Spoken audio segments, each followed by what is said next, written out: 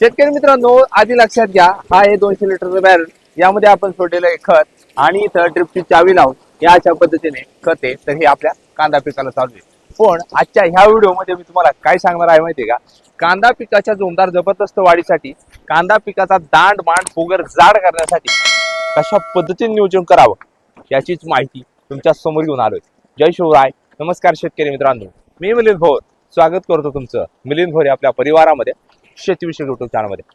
शेतकरी मित्रांनो, लक्षात घ्या, भरपूर साऱ्या शेतकऱ्यांनी कांदा पिकाची लागवड केलेली आहे आणि कांदा पिकाचं भरघोस उत्पादन घेत असताना नियोजन करावं तरी कसं, तर सुरुवातीला येत आहे कांदा पिकासाठी योग्य खत औषध यांचं नियोजन. मग हे करतेवेळी आपल्याला पाती पाहू शकताय, पातींचा फुटवा हा अपेक्षित असतो, दांड मांड पोगर जाड होणं अपेक्षित असतं.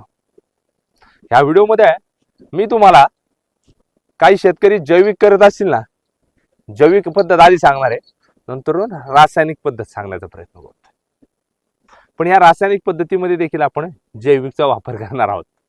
तर नेमकी कशा पद्धतीने नियोजन करावं, तर लक्षात घ्या, तुम्ही कांदा पिकाची लागवड केल्यानंतर कांदा पिकाला पहिल्या खताचा डोस देतो, दुसरा खताचा डोस देतो. हा खताचा डोस दिल्यानंतर ही खतं अपटेक झाली पाहिजे आणि तुमच्या कांदा पिकाला लागू पडली पाहिजे.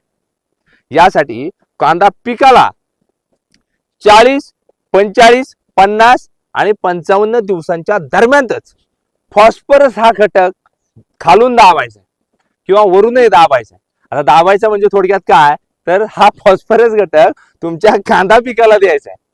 मग हा देते वेळी जैविक पद्धत कशी अवलंबवायची आहे, तर यामध्ये घ्यायचे आपल्याला PSB च्या बॅक्टेरिया, हो, आणि यात घ्यायचे ऑर्गॅनिक कार्बन. लक्षात घ्या, जैविक पद्धत सांगितली ही नंतर एक्सप्लेन करून सांगतो. आता येऊया रासायनिक पद्धतीकडे. सेम तीच पद्धत, कांदा पिकाला पहिला दुसऱ्या खताचा डोस टाकून झाल्यानंतर ही खतं अपटेक होण्यासाठी कांदा पिकाला 40, 45, 50, 55 दिवसांच्या दरम्यान हा घटक द्यायचा आहे फॉस्फरस. मग हा देते वेळी 12-61-00 याराचं घेऊ शकता, कॉम्पचं 14-48 खत घेऊ शकता, यामध्ये फॉस्फरस घटक जास्त आहे.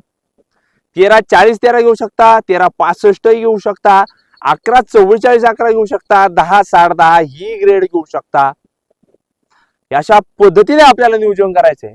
पण यामध्ये फॉस्फरस अपटेक करण्यासाठी पी गोल्ड युगा क्रॉपचं एकरी 1 लिटर याप्रमाणे या खतामध्ये घ्यायचे आणि सुरुवातीला जसं मी तुम्हाला बॅरल दाखवलं होतं, यामध्ये घटक घ्यायचे आणि पाण्यातून सोडून द्यायचे. निश्चितच कांदा पिकाचा दांड मांड पोगर जास्त प्रमाणे बनणार आहे, पातींचा फुटवा होणार आहे, ग्रीनरी शायनिंग असेल ही चकाकी जास्त प्रमाणे राहणार आहे आणि एकंदरीतच काय, जमिनीत टाकलेली खतं अपटेक करण्याचं काम करून तुमच्या कांदा पिकाला लागू पाडणार आहे.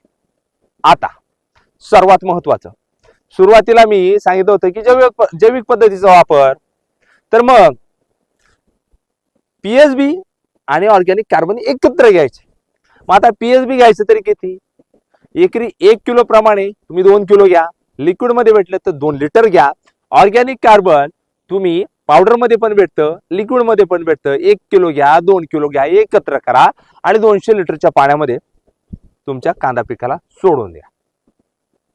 निश्चितच जबरदस्त तुम्हाला फुटवा झालेला दिसणार आहे, आपटेक होण्याचं काम होणार आहे आणि कांद्याचा रिझल्ट तुमच्या समोर दिसणार आहे. मात्र काही शेतकरी म्हणतील आम्ही वरूनही फवारणी करू का, तर हो, आपण वरून फवारणी करतो. वरून फवारणी करते वेळी कशा पद्धतीने नियोजन करावं, तर कांद्याला दुसरी फवारणी करायची. म्हणजे दुसरी फवारणी करते वेळी नेमकी कोणती खतं औषधं घ्यायची, कोणतं फॉस्फरस युक्त ग्रेड यामध्ये वापरायची, तर मिलिंद भोर युट्यूब चॅनलवर आपण कालच व्हिडिओ टाकलेले, ती एकदा अवश्य विचार करा. काय करा, आता आलेच चॅनलवर, तर चॅनलवर जावा, त्यामध्ये व्हिडिओ ओपन करा, त्यामध्ये तुम्हाला ती व्हिडिओ तुम्हाला बघायला मिळेल कांद्याला दुसरी फवारणी.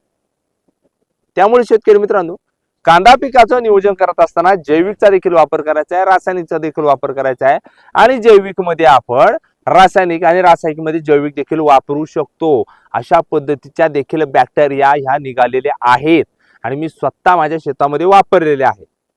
रासायनिक विद्राव्य जी वॉटर सोल्युबल खतं असतील यामध्ये मी बॅक्टेरिया देखील एकत्र करून ह्या सोडल्या होत्या आणि मला सुंदर रिझल्ट आलत्या. त्याचं कारण कंपनीनेच रिकमेंड केलं होतं, खतामध्ये बॅक्टेरिया चालतात आणि त्याचा सुंदर रिझल्ट मला आलेला आहे आणि तोच मी तुमच्या समोर सांगण्याचा प्रयत्न केलेला आहे. त्यामुळे शेतकरी मित्रांनो, ही जर आपली माहिती आवडली, अजून देखील मिलिंदभर युट्यूब चॅनलला सबस्क्राईब केलं नसेल ना, सबस्क्राईब नक्की करायचे, समोरील घंटा ऑल ठेवण्याचा प्रयत्न करायचा आहे आणि कांदा पिकाचं भरघोस उत्पादन घ्यायचं असल्यास मिलिंदभर युट्यूब चॅनलला एकदा अवश्य व्हिजिट द्यायची आहे. त्यामध्ये संपूर्ण माहिती मी माझ्या स्वतःच्या शेतात प्रॅक्टिकली करतो आणि तीच तुमच्या समोर सांगण्याचा प्रयत्न करतो.